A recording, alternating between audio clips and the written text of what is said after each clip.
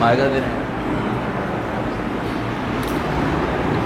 Last time जो हमने cover किया था वो माइकलसन इंटरफेरोमीटर तक था।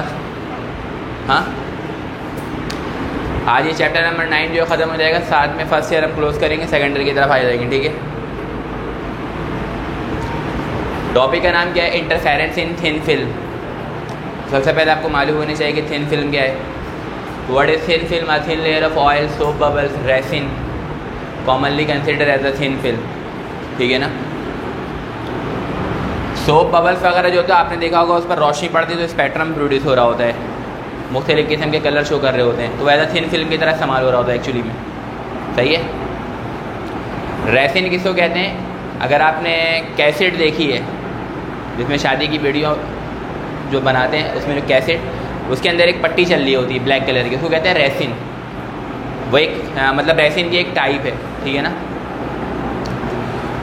तो ये जो इस तरीके के जो थिन लेयर होते हैं डिफरेंट मीडियम के, उसको नॉर्मली कंसीडर किया जाता है एज अ थिन फिल्म। तो जब इससे रोशनी गुजरती है तो इसमें मैंने आपको पहले ही बता दिया था कि नॉर्मल डायफ्रैक्शन के लिए कंडीशन कुछ और होती है, नॉर्मल इंटरफेरेंस के लिए कंडीशन कुछ और होती है, और जब इंटरफेरेंस थिन फिल्म से होता है तो उसके लिए कंडीशन कुछ और होती है। बताया था ना प्रीवियस लेक्चर में, मैंने आपको थिन फिल्म के लिए बताया था कि पार्ट डिफरेंस क्या लेते हैं हम। कंस्ट्रक्टिव इंटरफेरेंस के लिए एम लैम्डा और डिस्ट्रक्टिव इंटरफेरेंस के लिए क्या लेते हैं? M plus half lambda. बताया था ना ये।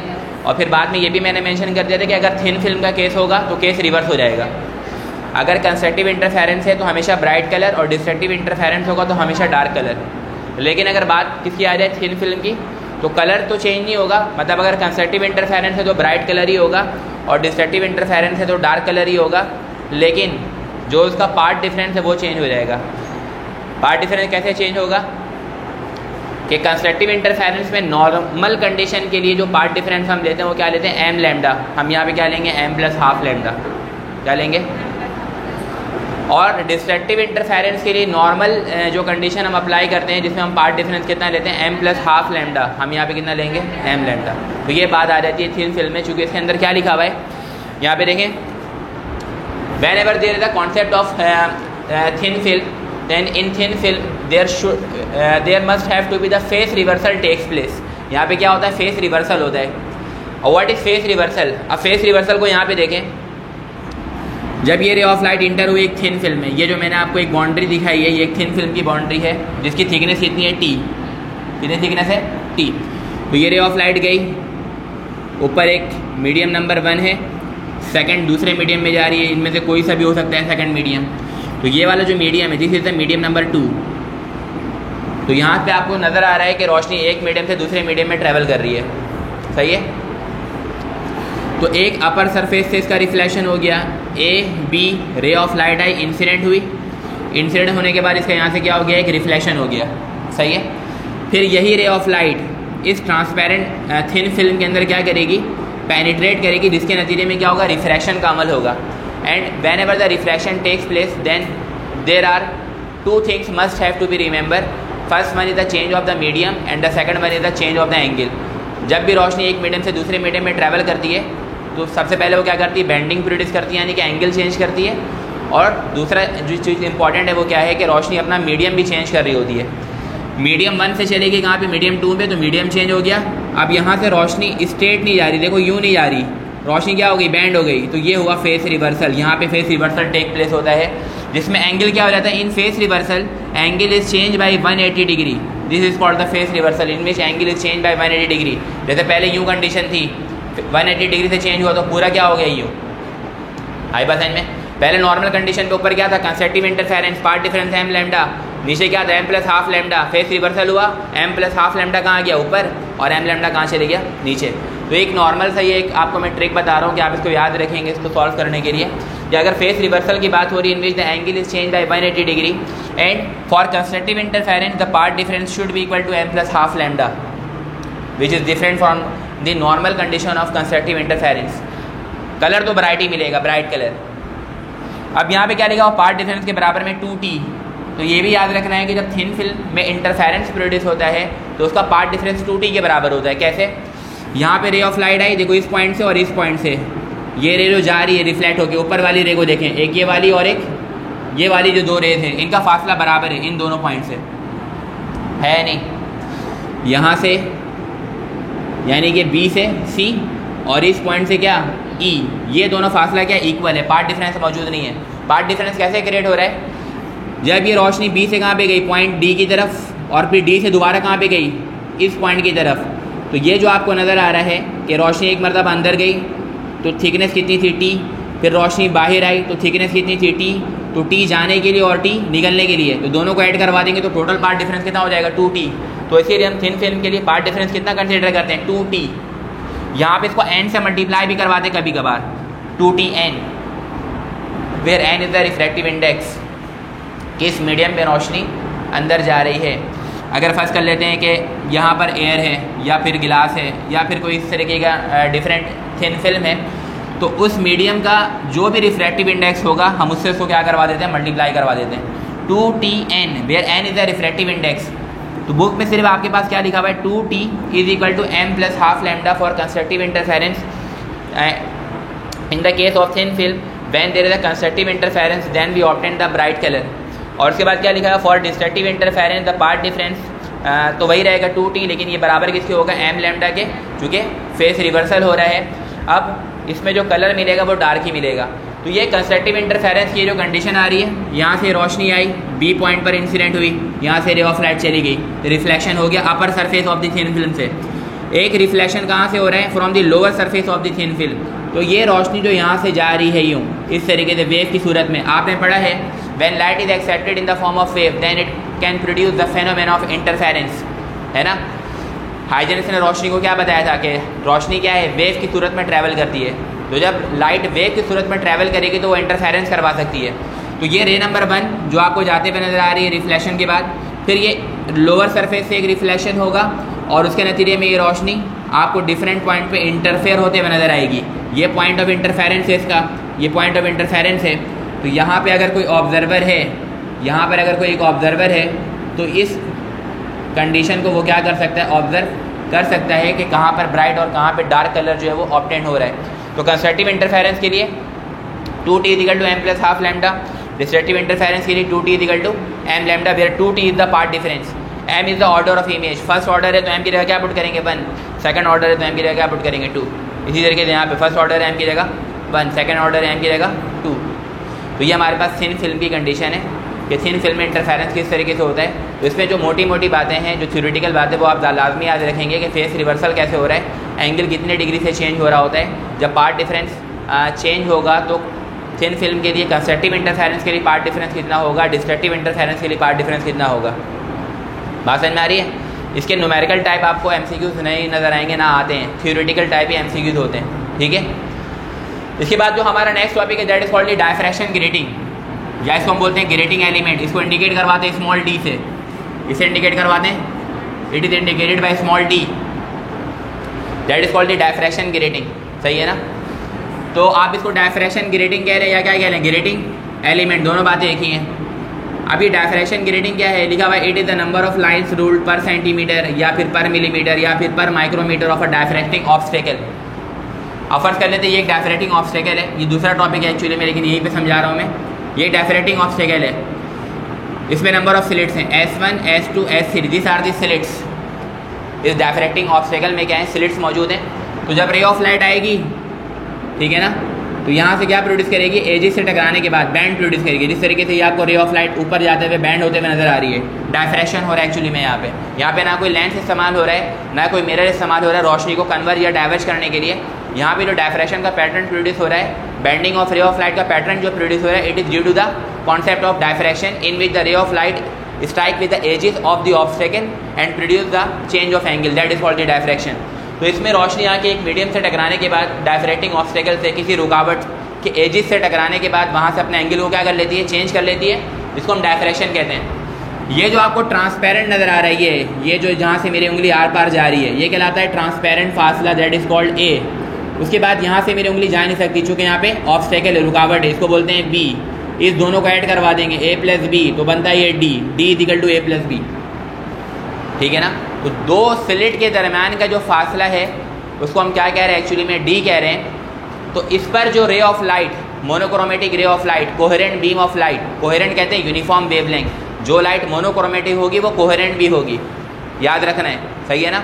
कोहेरेंट के माने क्या होता है, यूनिफॉर्म वेवलेंथ, एक जैसा वेवलेंथ। एक लाइट है रेड कलर की खास इंटेंसिटी की, तो उसकी वेवलेंथ डिफरेंट नहीं होगी, वो एक ही होगी। जिस तरीके से एक्स रे है, ठीक है ना, एक्स रे की वेवलेंथ लाई करती है 1 नैनोमीटर से 0.1 नैनोमीटर तक, तो इसकी एक रेंज है, यूनिफॉर्म वेवलेंथ है, एक जैसा वेवलेंथ है। तो जो लाइट मोनोक्रोमेटिक होती है वो एक्चुअली में कोहेरेंट भी होती है। कोहेरेंट के माने क्या होता है, एक ऐसी लाइट जिसका वेवलेंथ क्या हो, यूनिफॉर्म हो। तो याद रखना है कि जो लाइट मोनोक्रोमेटिक होगी वो कोहेरेंट भी होगी। अब यहाँ पे क्या कह रहा है कि अगर यहाँ से ट्रांसपेरेंट मीडियम यानी कि ए और ओपेक मीडियम यानी कि बी, इस पे जो रोशनी आकर के रे ऑफ लाइट, मोनोक्रोमेटिक रे ऑफ लाइट आके टकराती है, हम इसको कहते हैं कि ये डायफ्रैक्शन ग्रेटिंग या ग्रेटिंग एलिमेंट है, जिसको हम स्मॉल इंडिकेट करवाते हैं स्मॉल डी से। अब यहाँ पे देखो लिखा हुआ क्या, it is the number of lines, यानी कि मोनोक्रोमेटिक रे ऑफ लाइट लाइन्स रूल्ड या तो पर सेंटीमीटर में हो, या तो पर मिलीमीटर में हो, या तो फिर क्या हो, पर माइक्रोमीटर ऑफ अ डायफ्रैक्टिंग ऑब्स्टेकल। चूँकि डायफ्रैक्टिंग ऑब्स्टेकल चूँकि लाइट की वेवलेंथ कम होती है, ठीक है ना, अगर वेवलेंथ उसकी कम है, ठीक है, अगर हम रेड लाइट की बात करें तो उसकी वेवलेंथ सबसे मैक्सिमम पर जाती है, अगर हम वायलेट लाइट की बात करें तो उसकी वेवलेंथ सबसे कम की तरफ आ रही होती है। तो डायफ्रैक्टिंग प्लेन क्या ले रहे हैं, सेंटीमीटर में या मिलीमीटर में या माइक्रोमीटर में, सही है ना।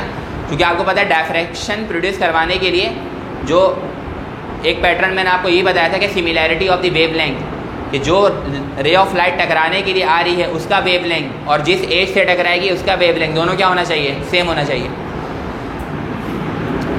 तो हम जो डिस्टेंस ले रहे हैं पर सेंटीमीटर में, पर मिलीमीटर में, पर माइक्रोमीटर में, पर मीटर क्यों नहीं ले रहे, क्योंकि जिस एज से टकराएगी उसका फासला 1 मीटर का होगा। तो कोई सी भी लाइट ऐसी नहीं जिसका वेवलेंथ क्या हो, 1 मीटर का हो, 1 किलोमीटर का हो, ऐसा तो नहीं है ना।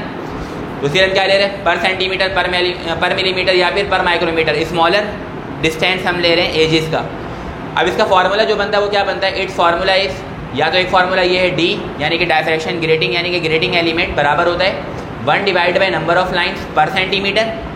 सेंटीमीटर की जगह मिलीमीटर भी आ सकता है और माइक्रोमीटर भी आ सकता है। This are the possibilities. ये डिपेंड करेगा सवाल में पूछा क्या गया है, पर सेंटीमीटर पूछ रहे हैं, पर मिलीमीटर पूछ रहे हैं या पर माइक्रोमीटर पूछ रहे हैं। दूसरा फार्मूला इसका क्या होता है, डी इज इक्वल टू, दोनों फार्मूला एक ही है। दूसरा फार्मूला क्या होता है, length of grating divide by number of lines, length of grating divide by number of lines. Example के तौर पे एक सवाल दिया हुआ है, व्हाट शुड बी डी, बताइए डी कितना होगा। इफ़ जो नंबर ऑफ लाइन्स हैं, इफ़ नंबर ऑफ लाइन्स जो हैं वो 1000 है, ठीक है, पर सेंटीमीटर। आपको क्या बताना है, बताइए उसका डायफ्रैक्शन ग्रेटिंग या ग्रेटिंग एलिमेंट कितना होगा। सही है, फार्मूला 2 है, या तो ये वाला इस्तेमाल कर लो या तो ये वाला। अगर इस वाले फार्मूले को इस्तेमाल करते हैं, ठीक है ना, यहाँ से और मिटा रहा हूँ मैं, ऊपर आ जाएगा क्या 1 divided by number of lines कितने 1000, तो ये 1000 आ गया नीचे। उसके बाद पर सेंटीमीटर, मिलीमीटर, माइक्रोमीटर, यहाँ पे क्या कह रहा है पर सेंटीमीटर, तो यहाँ पे क्या आ जाएगा पर सेंटीमीटर। इसको आगे लेके चलते हैं। अब जब आगे ये जाएगा तो क्या हो जाएगा, सेंटीमीटर ऊपर जा सकता है ना, सेंटीमीटर कहाँ चला जाएगा, नीचे डिवाइड हो रहा है, ऊपर आके मल्टीप्लाई हो जाएगा। तो ये सेंटीमीटर यानी कि 1 सेंटीमीटर हो गया ना। तो 1 सेंटीमीटर के माने क्या हो गया, 1 एक्सपोनेंट -2, ये मीटर में कन्वर्ट हो गया।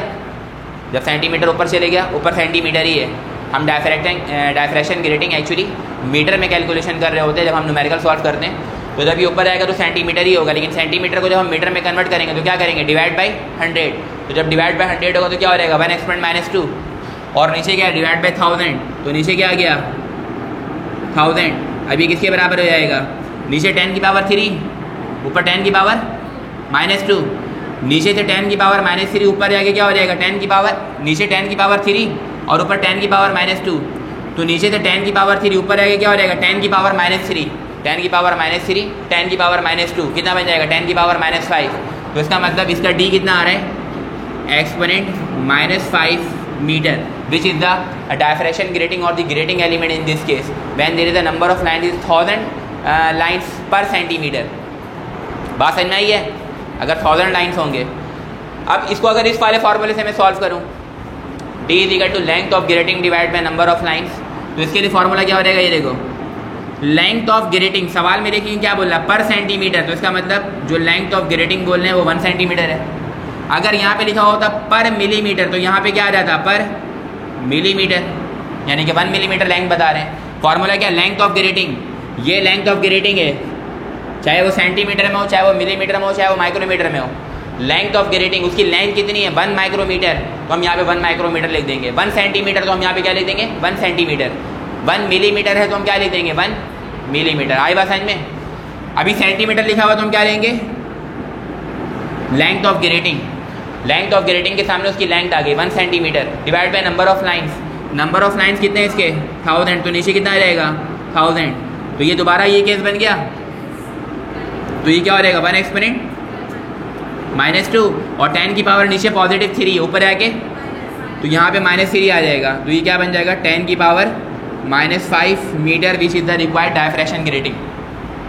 बात समझ में आई है, सही है ना।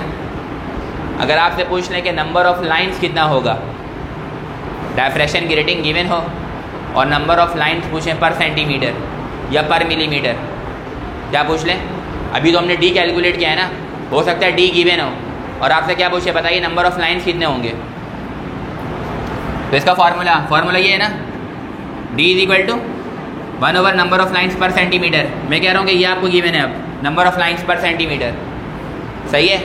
सपोज कर लेते हैं कि 1000 लाइन्स पर सेंटीमीटर गिवन है, तो number of lines per centimetre कितने गिवन है 1000। मालूम क्या करिए what should be the D, तो D का फार्मूला 1 ओवर क्या है number of lines per centimetre. ये पूरा number of lines per centimetre कहाँ रहेगा D के पास, और D कहाँ से रहेगा नीचे, तो इसको मैं डायरेक्ट लिख सकता हूँ कि number of lines per centimetre बराबर हो जाएगा 1 डिवाइड बाई D, तो ये कितना हो जाएगा 1 divide by D। What is D, D is 1000, तो ये आ गया 1000, तो ये कितना हो जाएगा 1 exponent -3 number of lines per centimetre. बात समझ में आई है, क्लियर है नहीं है। तो इस तरीके से इसकी कैलकुलेशन जो वो पूछ सकते हैं। डायफ्रेक्शन ग्रेटिंग में कंस्ट्रक्टिव इंटरफेरेंस जब होता है तो इसका फॉर्मूला होता है D sin theta equal to m lambda. What is D sin theta, आप जिस तरीके से यहाँ पे आपने क्या पढ़ा था 2t is equal to m plus half lambda. 2t क्या था पार्ट डिफरेंस, तो in the case of diffraction grating D sin theta क्या होता है पार्ट डिफरेंस, जो कि बराबर होता है किसके m लैम्डा। चूँकि नॉर्मल कंडीशन होती है, कोई लेंस कोई मिरर इस्तेमाल नहीं हो रहा होता, तो थिन फिल्म का कॉन्सेप्ट अप्लाई नहीं होगा। सिंपल फॉर्मूला लगेगा D sin theta equal to m lambda for constructive interference, और अगर डिस्ट्रक्टिव इंटरफेरेंस है तो D sin theta equal to m plus half lambda. आपसे कैलकुलेशन नहीं भी पूछेंगे तो फार्मूला पूछ सकते हैं कि अगर डायफ्रेक्शन ग्रेटिंग है कंस्ट्रक्टिव इंटरफेरेंस का फार्मूला क्या होगा, तो ये फिंगर टिप पे आपको ये चीज़ें याद होंगी, तो आप वहाँ पे टिक लगा सकेंगे। इसका आंसर ये होगा, इसका थिन फिल्म नहीं है, नॉर्मल कंडीशन है, तो D sin theta equal to m lambda, phase reversal नहीं है ना, इसमें भी नॉर्मल है। D sin theta equal to m plus half lambda. हमने इंटरफेरेंस की जब कंडीशन पढ़ी थी तो हमने यही कंडीशन पढ़ी थी पहले, उसमें पार्ट डिफरेंस हम कैलकुलेट करते हैं। इस केस में डायफ्रेक्शन ग्रेटिंग में जब हम पार्ट डिफरेंस कैलकुलेट करेंगे तो वो कितना आएगा D sin थीटा, इसका पार्ट डिफरेंस कितना आ रहा है 2t, तो हर केस का पार्ट डिफरेंस क्या होता है अलग होता है। आई बात समझ में। तो ये हमारे पास डायफ्रेक्शन ग्रेटिंग या ग्रेटिंग एलिमेंट्स है, यहाँ पे इस तरीके के क्वेश्चन जो है वो पूछे जा सकते हैं। सही, कौन सा वाला, ये मैंने बोला था कि number of lines per centimetre पे वो गिवन है, वो 1000 है। क्या है, मैंने पहले कैलकुलेशन किसकी समझाई कि D कैसे कैलकुलेट होगा, फिर वो समझाने के बाद मैंने बताया कि हो सकता है कि D गिवन हो और number of lines per centimetre या पर मिलीमीटर मालूम करने के लिए गए। तो सवाल में गिवन है कि number of lines per centimetre कितना है 1000 लाइन्स पर सेंटीमीटर गिवन है, D कैलकुलेट करना है। तो इस फॉर्मूले को अगर हम सेट करेंगे तो number of lines per centimetre इधर आ जाएगा और D का जाएगा नीचे। Number of lines per centimetre calculate करना है, तो ये हो गया number of lines per centimetre is equal to 1/D। अब D कितना था, इसमें नंबर ऑफ लाइन्स हम कैलकुलेट कर रहे थे ना, नंबर ऑफ लाइन्स, ठीक है ना, नंबर ऑफ लाइन्स कितने होंगे, तो D हमें कितना गिवन था 1000, तो 1 डिवाइड बाई क्या करवा देंगे D, तो number of lines per centimetre 1 divide by D करेंगे 1, और D कितना हमारे पास 1000, तो 1000 नीचे डिवाइड होगा, ये 1000 क्या बनेगा 10 की पावर पॉजिटिव 3, ऊपर आएगा और 10 की पावर -3, तो दोनों चीज़ें जब एक फार्मूले में दो वेरिएबल है तो दोनों कैलकुलेट किया जा सकता है अगर एक गिवन हो। इस फार्मूले के अंदर दो वेरिएबल है, एक डी और एक नंबर ऑफ लाइन्स। अगर डी पता है तो नंबर ऑफ लाइन बता सकते हैं, और अगर नंबर ऑफ लाइन्स पता है तो डी बता सकते हैं। बात क्लियर है ये? उसके बाद डायफ्रैक्शन जो होता है उसके लिए दो पैटर्न हम देखते हैं नॉर्मली। एक होता है फ्रेनेल डायफ्रैक्शन, एक है फ्राउनहोफर डायफ्रैक्शन। ठीक है, इसके भी एमसीक्यूज पूछे जाते हैं। फ्रेनेल डायफ्रैक्शन में याद रखेंगे कि जब हम फ्रेनेल डायफ्रैक्शन यानी कि साइंटिस्ट के नाम के ऊपर है फ्रेनेल एंड फ्राउनहोफर डायफ्रैक्शन। जब हम फ्रेनेल डायफ्रैक्शन की बात करते हैं तो डायफ्रैक्शन टर्म कौन सा लगा हुआ है? डायफ्रैक्शन का, in which the ray of light bends after passing through the edges of the obstacle, है ना। तो ये रे ऑफ लाइट आई, नंबर 1, नंबर 2, नंबर 3, ये तीनों स्लिट से पास हो जाने के बाद क्या हो जा रही है? बैंड। और बैंड होकर खास पॉइंट पे क्या हो जा रही है? Focus on the screen. सही है ना। अगर ये स्क्रीन पर फोकस हो जा रही है तो इसका मतलब डायफ्रैक्शन का जो पैटर्न है, जो कलर है, वो आपको ऑब्टेन होना शुरू हो जाएगा, मतलब डायफ्रैक्शन पैटर्न कंप्लीट हो गया। अब जो पॉइंट पी पे हमारे पास स्क्रीन है, स्क्रीन से लेकर के आप डायफ्रैक्टिंग ऑब्स्टेकल यानी कि स्लिट तक का फासला देखेंगे तो वो एक महदूद फासला होता है, फाइनाइट डिस्टेंस। तो यहाँ पे क्या लिखा हुआ? Distance is equal to finite. तो इसका मतलब क्या हुआ कि जब फ्राउनहोफर डायफ्रैक्शन के बारे में जब हम फ्रेनेल डायफ्रैक्शन के बारे में जब हम बात कर रहे होते हैं तो उसमें डायफ्रैक्टिंग प्लेन यानी कि स्लिट और स्क्रीन का फासला क्या होता है? पहली बात फाइनाइट, महदूद डिस्टेंस पर होता है। तो ये भी एमसीक्यूज में पूछा जाता है। In Fresnel diffraction the distance between the diffracting obstacle और the slit to the screen is dash, finite, infinite या फिर कुछ और। तो डिस्टेंस क्या होता है? ये फाइनाइट होता है, महदूद डिस्टेंस होता है। दूसरी बात इंपॉर्टेंट क्या होगी? अगर डिस्टेंस कम होगा तो जो वेव फ्रंट निकल रही होगी, करीब में वेव फ्रंट कैसा मिलता है? मैंने आपको बताया था स्फेरिकल, और दूर जाके वेव फ्रंट क्या हो जाता है? प्लेन। वेव फ्रंट के बारे में बात है, आपको पता है ना। ये वेव फ्रंट क्या है? जिस तरीके से फर्स्ट कर लो, एक एग्जाम्पल के तौर पे समझ लो कि एक टॉर्च लाइट है, ठीक है। वेव फ्रंट लाइट वेव में भी होता है, ठीक है ना, और जितने भी इलेक्ट्रोमैग्नेटिक वेव है उनके अंदर भी होता है, साउंड वेव के अंदर भी ये पाया जाता है, ठीक है। वो वेव फ्रंट समझा रहा हूँ। ये रोशनी है, यहाँ से ये रे ऑफ लाइट निकली, ठीक है। एक टॉर्च लाइट है जहाँ से रे ऑफ लाइट निकल रही है, ठीक है। ये दूर जाते जाते क्या हो जाएगी? अगर मैं इसको बहुत दूर ले जाऊँ यूँ,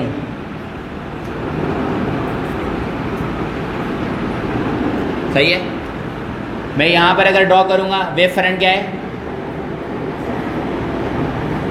सोर्स ऑफ वाइब्रेशन से या सोर्स ऑफ लाइट से, सही है ना।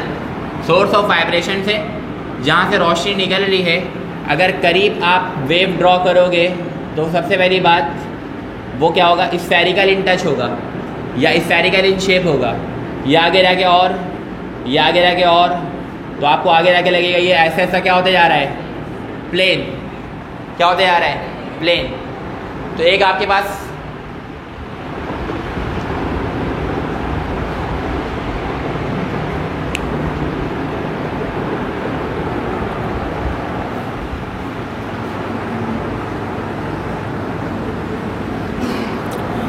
तो वेव फ्रंट के हवाले से ये वेव फ्रंट जो सोर्स ऑफ वाइब्रेशन से जो करीब लाई करेगा, ये देखो फाइनाइट डिस्टेंस जो करीब होंगे उसका वेव फ्रंट कैसा होगा? Spherical, curve in shape. और जो जितना ज़्यादा दूर जाते रहेगा वो कैसा होता रहेगा? प्लेन। आप इसको इस तरीके से चेक कर सकते हैं कि अगर एक टॉर्च लाइट है, ठीक है ना, तो टॉर्च लाइट के अंदर दोनों ऑप्शंस मौजूद होते हैं। लाइट को किसी सर्टेन पॉइंट पे कन्वर्ज करना है तो उसमें एक ऑप्शन होता है ऊपर नीचे करने का, अप एंड डाउन करने का, ठीक है ना। या फिर जो गाड़ियाँ होती हैं उनके जो हेडलाइट्स होते हैं उनसे रोशनी निकल के एक पॉइंट पे फोकस भी हो सकती है या फिर वो डाइवर्ज भी हो सकती है। तो वो जो बीम ऑफ लाइट है जब वो डाइवर्ज होगी तो वो दूर जाते जाते जाते जाते क्या होगी? एक बहुत बड़े एरिया को कवर करना शुरू कर देगी, जिसके नतीजे हम बोलेंगे वहाँ पे वेव फ्रंट क्या हो चुका है? प्लेन हो चुका है। और जो करीब मतलब सोर्स जहाँ से रोशनी निकल रही है वहाँ से अगर हम करीब के डिस्टेंस पर चेक करेंगे तो वो रोशनी कैसी होगी? स्फेरिकल होगी। तो ये होगा spherical wave front. Spherical wave front क्या होगा कि जब सोर्स से ले करके मोनोक्रोमेटिक सोर्स ऑफ लाइट से ले करके जब डिस्टेंस फाइनाइट होगा, करीब होगा, तो हम उस वेव फ्रंट को क्या कहेंगे? Spherical wave front. और जब वो फासला बढ़ता चला जाएगा, बढ़ता चला जाएगा, बढ़ता चला जाएगा, इनफाइनाइट डिस्टेंस हो जाएगा, तो वहाँ पर जो वेव फ्रंट होगा वो क्या होगा? वो प्लेन वेव फ्रंट कहलाएगा। तो यहाँ पर चूँकि डिस्टेंस जो है वो क्या है, फाइनाइट है, फाइनाइट डिस्टेंस, कम डिस्टेंस है, महदूद डिस्टेंस है, तो इस पर स्क्रीन के ऊपर जो वेव फ्रंट होगा वो कैसा होगा, स्फेरिकल। इसके अंदर कोई भी लेंस या कोई भी मिरर का इस्तेमाल नहीं होता। बात समझ में आ रही है? कोई भी लेंस या कोई भी मिरर का इस्तेमाल इसके अंदर नहीं होता। अगर हम बात करते हैं फ्राउनहोफर डायफ्रेक्शन की, तो इसमें जब स्लिट से या डायफ्रेक्टिंग प्लेन से रे ऑफ लाइट निकलती है तो निकलने के बाद डाइवर्ज हो जाती है। क्या हो जाती है? डाइवर्ज। तो वो स्क्रीन के ऊपर फोकस कभी भी नहीं होगी। हमें अगर उसको देखना है, विजिबल बनाना है, तो हमें क्या करना पड़ेगा, उस रे ऑफ लाइट को जो डायफ्रैक्ट हो रहे हैं, फैल रहे हैं, डाइवर्ज हो रहे हैं, उसके लिए बीच में हम क्या यूज़ करते हैं, कन्वर्जिंग लेंस। ठीक है ना, क्या यूज़ करते हैं, कन्वर्जिंग लेंस, ताकि ये रे ऑफ लाइट को क्या कर दे, एक सर्टेन पॉइंट पे लेके क्या करवा दे, फोकस करवा दे। अब इसके नतीजे में क्या होता है कि ये डायफ्रैक्टिंग प्लेन से लेकर के ये जो फासला बनता है, ये फासला होता है इनफाइनाइट डिस्टेंस एक्चुअली में ये है। तो इसको आपको ऑब्जर्व करने के लिए, देखने के लिए हम क्या यूज़ करते हैं, बीच में या तो एक कन्वर्जिंग लेंस या फिर टेलीस्कोप का इस्तेमाल करते हैं देखने के लिए दूर की चीज़ों को।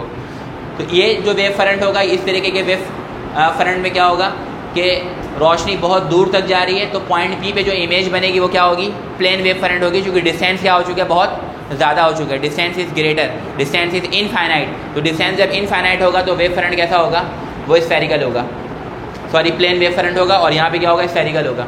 डिस्टेंस क्या इनफाइनाइट है, incident wave front is plane, जो यहाँ पे वेव फ्रंट इंसिडेंट होगा वो कैसा होगा, प्लेन होगा। और इसको ऑब्टेन करने के लिए, रिजल्ट हासिल करने के लिए हम क्या करते हैं, यूज़ ऑफ कन्वर्जिंग लेंस और telescope to view the object. ठीक है ना,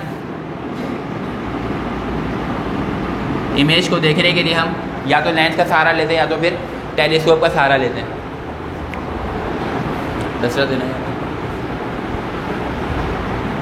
यहाँ मिटा सकता हूँ ये।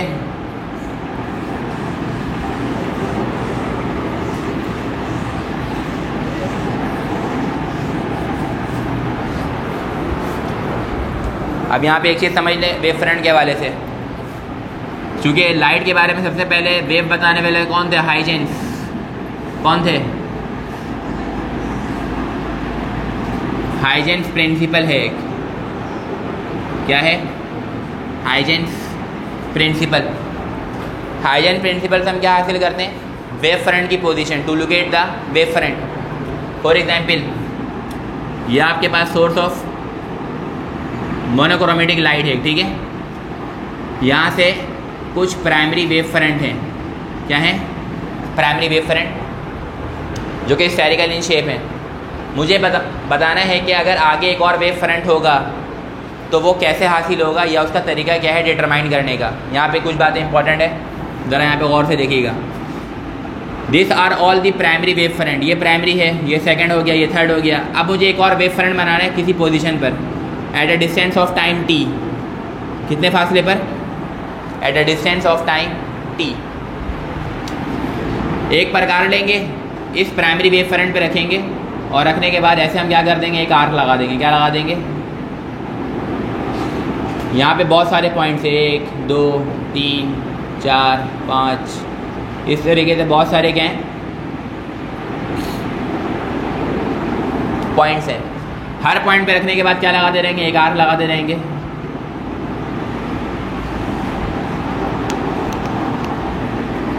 ये एक और आर्क आ गया, हर पॉइंट पे रख के क्या करते रहेंगे, आर्क। ये आर्क में लगाता जा रहा हूँ, ठीक है। आर्क जो है कभी भी स्ट्रेट नहीं होता, कैसा होता है, कर्व प्रकार से। जब आप आर्क लगाते तो हमेशा क्या मिलता है, कर्व लाइन। तो ये आपको इस तरीके से मुख्तलिफ किस्म के क्या मिलेंगे, कर्व। ये जो आर्क हमने लगाए इसका नाम होता है, किसको कहते हैं, वेवलेट्स। क्या कहते हैं? This arc is called the wavelets. ठीक है। अब एक आर्क जो लगा वो यूँ लगाए ना, यहाँ पे तो शार्प नज़र नहीं आ रहा, और फिर एक और आर्क कैसे लगाई हूँ, फिर थर्ड आर्क। तो इस तरीके से आर्क्स लगें, इन सब पर ये पॉइंट होगा, पॉइंट ऑफ मैक्सिमम डिस्प्लेसमेंट का। जैसे फर्स्ट कर लेते यूँ है, अगर मैंने यूँ कर दिया तो ये डिस्प्लेसमेंट मैक्सिमम नहीं, ये डिस्प्लेसमेंट मैक्सिमम नहीं। कौन सा डिस्प्लेसमेंट मैक्सिमम? ये वाला डिस्प्लेसमेंट क्या होगा, मैक्सिमम। तो मैक्सिमम डिस्प्लेसमेंट वाले पॉइंट पे क्या लगाते गए, पॉइंट। ये लगाते चले गए। अब इन सारे पॉइंट को मिला देंगे। जब सारे पॉइंट को मिलाएंगे तो जो लाइन पास होगी, फर्स्ट कर लेते हैं किए हुए हैं, यहाँ से जो लाइन पास होगी वो कैसे पास होगी, टेंजेंट। कैसे पास होगी? Tangent, a line which touches the curve externally, ठीक है ना, एक लाइन जो किसी स्फेरिकल पाथ को या सर्किल को बाहर से टच करते हुए गुजरे, उसको हम क्या कहते हैं? टेंजेंट। तो ये आप टेंजेंट जब ड्रॉ करेंगे तो ये टेंजेंट क्या बना देगा? एक कंप्लीट शेप बना देगा वेव फ्रंट की। तो यहाँ पर हमारे पास मुख्तलिफ़ किस्म के क्या हैं? मैक्सिमम एम्पलीट्यूड वाले डिस्टेंस हैं, जिसको मैंने पॉइंट से जाहिर किया, और इसको बनाने के बाद हम क्या करते हैं? इन सारे पॉइंट को एक लाइन से मिला देते हैं। तो ये जो लाइन आपस में आएगी वो एक कर्व पाथ शो करते हुए आएगी। इसको हम कहेंगे कि हमने क्या ड्रॉ कर दिया? एक सेकेंडरी वेव फ्रंट ड्रॉ कर दिया by the help of Huygens principle. तो हाइजेंस प्रिंसिपल का इस्तेमाल क्यों यूज़ होता है? To locate the new wave front, किसी न्यू वेव फ्रंट की पोजीशन को बताने के लिए। सही है, पहली बात इंपॉर्टेंट ये हो गई। दूसरी बात, जो आप आर्क लगाते हैं उसका नाम क्या होता है? वेवलेट्स, ठीक है। तीसरी बात इंपॉर्टेंट क्या हो गई कि जो सेकेंडरी वेव फ्रंट होता है, ये सेकेंडरी वेव फ्रंट आपने ड्रॉ किया है, ये इस वाले वेवलेट्स के ऊपर क्या है? टेंजेंट। क्या होता है? टेंजेंट। तो secondary wave front is actually tangent to the wavelets. कैसे होते हैं ये? सेकेंडरी वेव फ्रंट जो होते हैं वेवलेट्स के ऊपर क्या होते हैं? टेंजेंट होते हैं। तो ये सारे एमसीक्यूज भी इम्पॉर्टेंट हैं, पूछे जाते हैं, तो इसको आप जहन में रखिएगा। अब मुझे लगा कि मैंने ये शायद बता दिया जब भी मैं वेव फ्रंट के बारे में बात कर रहा था। तो हाइजेंस प्रिंसिपल यूज़ करते हैं वेव फ्रंट की पोजीशन को बताने के लिए। अब इस चैप्टर में हमारा that is last topic, that is called the diffraction of X ray या डायफ्रैक्शन थ्रू क्रिस्टल्स, ठीक है। क्या लिखा हुआ है? एक्स रे का डायफ्रैक्शन करवाना, मतलब एक्स रे को बैंड करवाना, है ना। डायफ्रैक्शन एक ऐसा प्रोसेस है जिसमें रे ऑफ लाइट क्या हो जाती है? बैंड हो जाती है। क्या हो जाती है? बैंड। तो जब रे ऑफ लाइट बैंड होगी तो हम उसको क्या बोलेंगे? डायफ्रैक्शन। किसका डायफ्रैक्शन प्रोड्यूस करवा रहे हैं? एक्स रे का, है ना। किसका डायफ्रैक्शन हो रहा है? एक्स रे का। अब आगे क्या लिखा हुआ देखो, डायफ्रैक्शन थ्रू क्रिस्टल्स,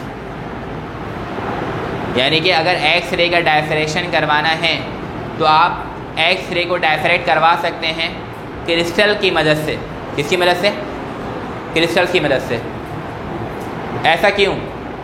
टॉपिक का नाम डायफ्रैक्शन ऑफ एक्स रेस, या फिर क्या लिखा हुआ? Diffraction through crystals. चूँकि एक्स रे की वेव लेंथ कितनी होती है? 1 नैनोमीटर टू 0.1 नैनोमीटर, ये बहुत कम वेव लेंथ है। और जो नॉर्मल डायफ्रैक्टिंग प्लेन होगा उसका वेव लेंथ इतना कम, तो सिमिलैरिटी ऑफ वेव लेंथ नहीं होगा, तो डायफ्रैक्शन भी नहीं होगा। तो एक्स रे को डायफ्रैक्ट करवाने के लिए लाजमी क्या यूज़ करेंगे? क्रिस्टल्स। क्रिस्टल्स क्यों यूज़ करेंगे? क्योंकि क्रिस्टल्स में बहुत सारे फेसेस और बहुत सारे एजेस होते हैं, है ना। क्रिस्टल्स में बहुत सारे फेसेस और बहुत सारे एजेस जो है वो मौजूद होते हैं। ये रहा एक किनारा, ये सेकंड, ये थर्ड, ये फोर्थ, ये फिफ्थ, ये सिक्स, ये सेवन्थ, ये 8, है ना। अब इसमें क्या है कि मुख्तलिफ़ किस्म के एजेस मौजूद हैं, तो हो सकता है कि जो एक्स रे की वेव लेंथ है वो किसी एक एज की लेंथ से क्या कर जाए? मैच कर जाए। क्योंकि डायफ्रैक्शन प्रोड्यूस करवाने के लिए आपको ये बात मैंने बताई भी है कि सिमिलैरिटी ऑफ वेवलेंथ होना ज़रूरी है। एक्स रे किसी नॉर्मल डायफ्रैक्टिंग प्लेन से कभी भी बेंडिंग प्रोड्यूस नहीं करेगा, चूँकि उसका वेवलेंथ बहुत कम होता है। इसीलिए हम किसका सहारा लेते हैं? क्रिस्टल का। आपकी बुक में जो क्रिस्टल यूज़ किया गया है वो क्रिस्टल यूज़ किया गया सोडियम क्लोराइड का, NaCl क्रिस्टल। सही है ना। तो एक्स रे की डायफ्रैक्शन प्रोड्यूस करवा रहे हैं। टॉपिक का नाम क्या ठहरा? डायफ्रैक्शन ऑफ एक्स रेस या फिर डायफ्रैक्शन थ्रू क्रिस्टल्स, ठीक है ना। और क्यों हम इसको क्रिस्टल का नाम दे रहे हैं? क्योंकि सिमिलैरिटी ऑफ वेवलेंथ होना ज़रूरी है। लैम्डा क्या है? ये किसकी वेवलेंथ की रेंज है? 1 nanometre to 0.1 nanometre for X rays. ये भी पूछते हैं, ये भी MCQs में आता है कि एक्स रे की वेवलेंथ कितनी होती है। अब ये कुछ क्रिस्टल्स आपके सामने दिखाए गए हैं, ठीक है। एक रे ऑफ लाइट आई, रे 1, एक रे ऑफ लाइट आई, रे 2। एक इस पॉइंट से क्या हो गया? रिफ्लेक्ट। सेकंड जाके लोअर पोर्शन से क्या हो गया? रिफ्लेक्ट। सही है। इसका जब हम पार्ट डिफरेंस कैलकुलेट करते हैं इस डायग्राम में, तो हम यहाँ से इस पॉइंट से, देखो इस पॉइंट से, इसको मैंने नाम दे दिया पॉइंट ए का। किसका? पॉइंट ए से एक परपेंडिकुलर लाइन ड्रॉ करते हैं और इधर भी एक परपेंडिकुलर लाइन ड्रॉ करते हैं। तो 2 परपेंडिकुलर लाइन हम यहाँ पे ड्रॉ करते हैं। अब यहाँ पे क्या बना? ए, इस पॉइंट को नाम दे दिया बी, इस पॉइंट को नाम दे दिया सी, और इस पॉइंट को नाम दे दिया डी।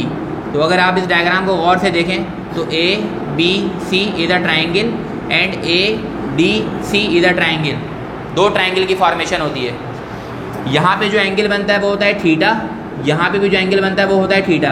एक ट्राइंगल के लिए पार्ट डिफरेंस होता है डी साइन थीटा, कितना होता है? तो दूसरे वाले के लिए भी डी साइन थीटा। तो टोटल पार्ट डिफरेंस दोनों को ऐड करवा देंगे तो कितना आंसर आएगा? 2d sine theta.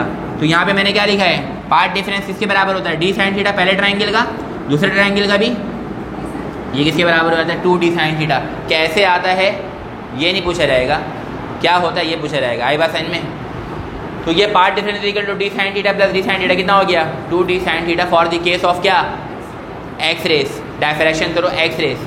अभी किसके बराबर है? For constructive interference part difference कितना है? 2d साइन थीटा, जो है किसके बराबर होगा? ब्राइट कलर के लिए। डिस्ट्रक्टिव इंटरफेरेंस पार्ट डिफरेंस कितना है इसका? 2, लेकिन वो बराबर किसके होगा? m plus half lambda. इस इक्वेशन को यहाँ पे ये जो इक्वेशन लिखी हुई है 2d sine theta equal to m lambda, इसको हम कहते हैं ब्रैग्स इक्वेशन। क्या कहते हैं? This equation is also known as the Bragg's. MCQs में ये भी पूछ लेते हैं, Bragg's equation is given by, ठीक है ना। What is Bragg's equation? ये वाला 2d sine theta is equal to m lambda for constructive interference, ये कहलाता है ब्रैग्स इक्वेशन।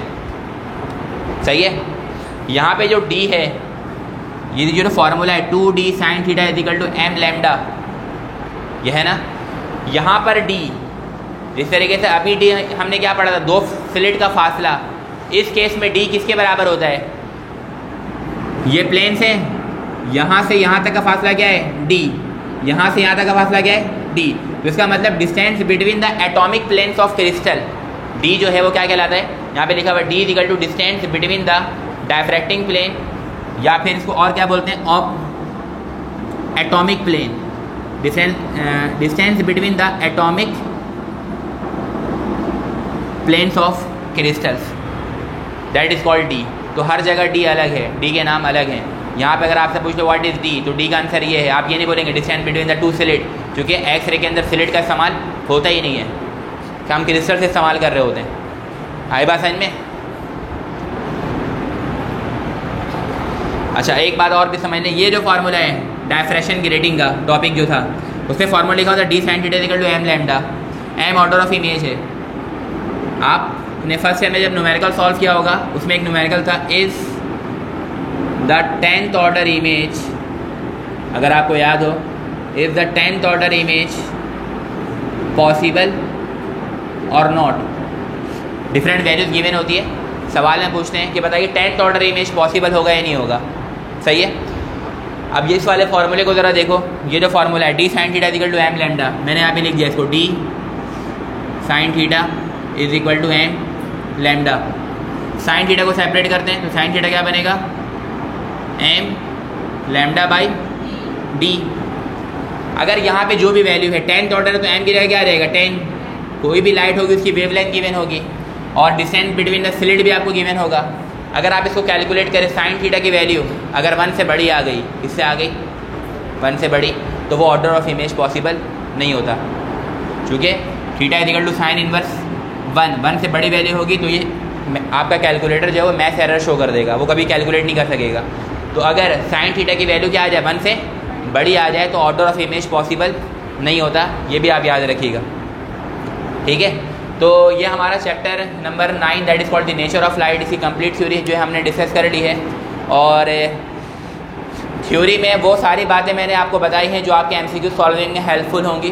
तो आप इसके MCQ जो है वो सॉल्व करना शुरू कर दें। और जितना हो चुका है, मैंने आपको बताया कि आज के बाद मतलब कल जो मैं पढ़ाऊँगा तो ये फर्स्ट ईयर के बहुत सारी चीज़ें हमने देख ली, पढ़ ली। ठीक है ना। अभी भी एक चैप्टर नंबर 2 बाकी है, that is called vector gravitation बाकी है। तो मैं उसको छोड़ूंगा नहीं, बीच बीच में मैं आपसे उन चीज़ों को डिस्कस कर लूँगा, इंपॉर्टेंट चीज़ें जो होंगी, जो आपके एग्जामिनेशन पॉइंट ऑफ व्यू से क्या होगा, इंपॉर्टेंट होगा, तो मैं इसको डिस्कस करूँगा। लेकिन अब हम दूसरे पोर्शन की तरफ आ जाते हैं, that is called the secondary physics, जिसको हम हीट से स्टार्ट करेंगे। तो कल जो हम स्टार्ट करेंगे वो हम सेकेंडरी फिजिक्स स्टार्ट कर देंगे हीट से। ठीक है ना। टेस्ट में इंशाल्लाह ताला टेलीस्कोप वगैरह, चलिए वो भी डिस्कस कर लेता हूँ वो भी।